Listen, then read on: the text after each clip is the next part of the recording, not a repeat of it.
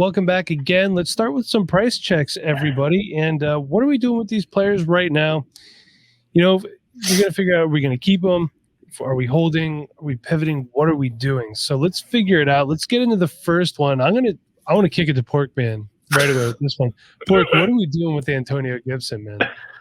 Oh man, I mean, it's been a rough ride all year, to be honest with you.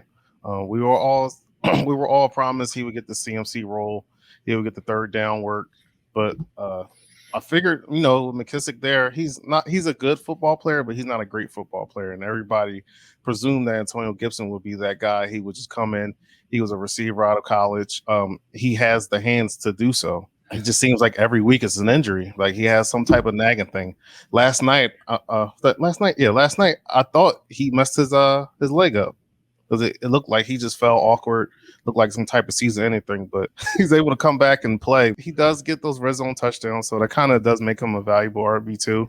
But at this point, he's still a young receiver. I mean, young running back / receiver, which he's supposed to be. And I would say at this point you have to hold him because he's still young running back in this league, unless you can upgrade to somebody like a DeAndre Swift, like another young running back. But you got to talk to guys like Matty. Matty loves DeAndre Swift, so you have to find somebody that loves Antonio Gibson and possibly sell him to him and get like a good return back. Personally, I would buy Antonio Gibson right now if I could. Given an off season of health and an upgraded quarterback. The Washington offense could look a lot better. The division's still wide open. So hold or buy would be for me. I would not sell Antonio Gibson right now. I'll tell you what, Chev, I want you to take this next one because if you can help me figure out what to do with Allen Robinson. This guy has not gotten going at all this season. I believe he's only got 11 targets, and I want to say that was in the first game. Other than that, I believe he's only gotten 7 or below after that. So that is not encouraging. Earlier in the season, I was telling you to go get Allen Robinson because he is a guy that gets so many targets, but that has not come to fruition this season for whatever reason. Maybe it's him not getting off his routes good enough and people are just on him like crazy, or maybe it's the offense. But it seems like Mooney's doing well. So I'm feeling confident about Mooney, but Robinson is definitely somebody I would want to hold just because next season there's a chance he's going to go to a different team. That can definitely replenish his stock a little bit. And at that point, you might be able to sell him again for a good amount as well. If maybe he goes to the Kansas City Chiefs, or maybe he goes somewhere that needs a wide receiver very bad, and he steps right in to be that wide receiver one. He's not going to go somewhere that is not going to be a playoff team or it has a rough QB situation either. He's going to go to a contending team. I believe he's going to be 29 next season. So that's definitely good news for him, and that's good news for fantasy owners as well. I am a little bit nervous for him, but I think the future is definitely moving in the right direction. I know he's getting older, but going to a new situation is definitely going to be huge for him. I don't think he really wanted to come back in the first place. So I think that played a big role, possibly into this season as well. Quarterback changes like crazy, so it's just been a hot mess for Allen Robinson. But I'm definitely hanging on to him because the price you're going to get for him selling him is not going to be anywhere near what he can bring to you next season. Yeah, I agree. Could we all agree? If you're a contending team, you're probably trying to move him maybe to upgrade, and if you're not a contending team, you want to try to grab onto him. Yeah, he's that weird veteran you're trying to acquire as a rebuilding team.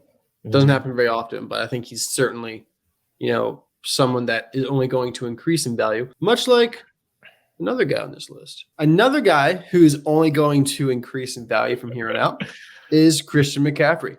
Teams, that had him likely aren't doing so great, or maybe they did, make the playoffs despite him, and they're looking to get somebody who can produce this year. They're going to be ready to move Christian McCaffrey. And if they're in a rebuild, they're probably going to be looking to move him anyway. So I think just about everybody who has Christian McCaffrey is looking to move.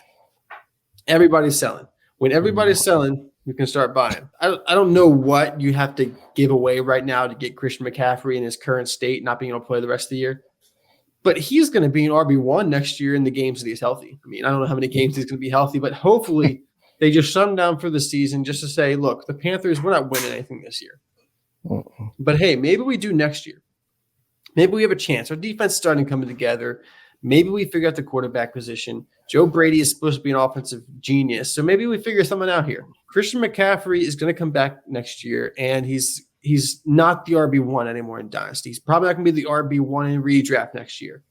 But in the games he's healthy, he's going to produce RB1 numbers. That's what he does. It's what he's always done. It's what he will continue to do until he's not given the volume he's given. And it's not like the Panthers are going to go out and draft a running back to replace him. They just signed him to a big contract. If you're looking at next year and you're not contending this year, why not go after Christian McCaffrey?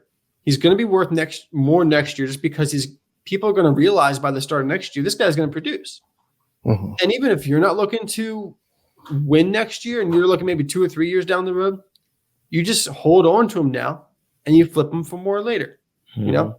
And if you are trying to contend, you got a guy who's going to be able to help you contend next year. So I think he's a guy that we can really look at. Sean just posted that on DLF Trade Finder, CMC was traded in Dynasty for Gaskin in a 2023 first. Give me CMC. Lord. CMC has to play one game next season, healthy.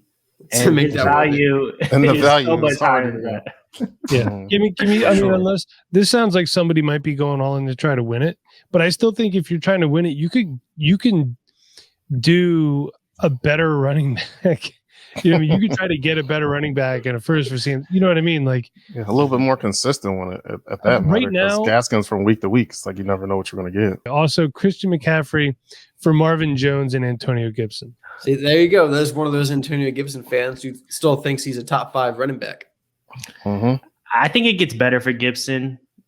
I don't think they're going to be down so much also next season. I think their defense was a little bit beat up early on too. So I definitely would want CMC still, but man. We're going to talk about Miles Sanders. Miles Sanders had an off year. The Philadelphia Eagles as a whole have had an off year. You know, they didn't know what their identity was in the beginning of the year, throwing the ball way too much. Miles Sanders barely getting the ball. The fact of the matter is, when Miles Sanders gets the ball, he's an extremely productive running back. Yes, I know. Oh, Mike, he didn't look great in the last game. He also re-aggravated his ankle injury. When you're hurt, you're not as productive. Throughout the course of his career, he has been fairly healthy. So I'm just going to take this. This is a down year. I'm holding Miles Sanders. I'm still starting him if I have him somewhere. And I'm also trying to acquire him if I can. I mean, I'll give up Myles Gaskin in a second-round pick for Miles Sanders right now. I could tell you that. I'm interested to see, is Miles Sanders going to be fully healthy? And here's one way to look at it. There is a possibility that Jalen Hurts doesn't play this week because he has an ankle injury as well. So we could see if he doesn't play, Gardner Minshew starts. So what does that offense look like? Because there's always that possibility that Jalen Hurts is not the Eagles quarterback next year. So this kind of gives you a glimpse into the future. There's also another scenario where Miles Sanders is wearing a completely different uniform next year. There's been some chatter about that too. That's always a possibility. Nate, I don't know how you feel about this. If Gus Edwards and J.K. Dobbins aren't ready in time, I'm sure you'd love to see Miles Sanders in a Ravens jersey. Would you not? I mean, yeah. I mean, I think he'd do great in that offense. I think he is a good running back. I don't think he's a bad running back. I think he's just kind of, hit some injuries and also been the product of hardly any volume, which is undeserved. Yeah, it's been long term though. I don't know how I feel about him long term, but you could certainly do worse. Yeah. If you're playing it in that 3-year dynasty window that everybody talks about, you're good rolling with Miles. A recent DLF trade, Sanders for a 2022 first and 2022 third. I don't hate it. I also, for the record, everyone is saying that the 2022 class is trash. I think you guys are going to be pleasantly surprised. It's okay. It's not. I don't think it's the best, it's not generational, but like there's going to be guys that you're going to be happy about having on your fantasy team.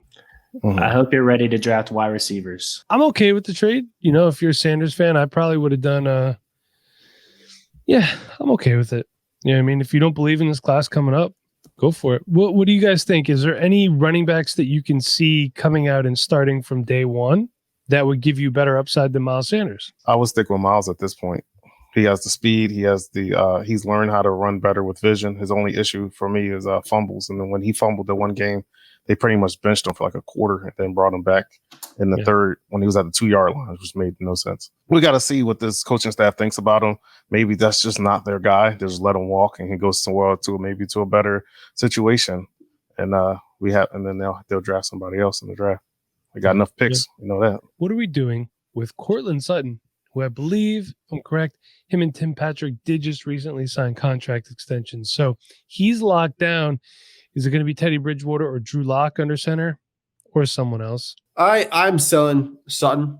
Okay. I am also probably selling Judy. Not all the Judy, because I'm selling Judy because I have like 8 shares. I have like 60% exposure to Judy, so I can get rid of a couple pieces while still keeping some. But I think overall, a lot of us were hoping for Courtland Sutton to go in free agency and find somewhere he could be, on a high volume offense with a downfield passing game. And we're kind of looking for that upside that he wasn't going to get with the Broncos. And then with Judy, we were like, oh, well, Sutton's leaving after this year. He's going to be the bona fide number one. He's going to be fine. He's going to have the main funnel for that offense. This has just created a mess for the two of them. And then they throw the Tim Patrick extension in there where they paid him pretty good money. They're going to use him. He's not just that random wide receiver 3 that, gets some points every now and then. I mean, he got more points this week than any of the other wide receivers. I mean, it was only like 3.6, but still. He's been the number one guy like in the red zone. We're seeing 3 wide receivers on a low volume offense. Now, as you said, it might not be Bridgewater, it might not be Locke next year. Hopefully for Broncos fans, it's not. But is it really going to be Wilson? Is it really going to be Rodgers? Or is it going to be some rookie? And then you have a rookie trying to feed 3 wide receivers into what is still a low volume offense. Yeah, I actually moved Sutton this season when he had some big games. I actually traded him, I want to say, for a first and second. So when he had those big games, I capitalized on him possibly not being healthy, one, which he's kind of struggled with in his career, and 2, being in an offense that, like Nate said, they're not going to throw the ball around a whole bunch, and they have other guys that can catch it. So I trade him away, and I'm going to stay with that as well. Yeah, they also have Javonte and Noah Fan and Albert O, who flashes from time to time. There's just too many hands in the pot at this point. That's right. I'm with Nate. I'm just selling.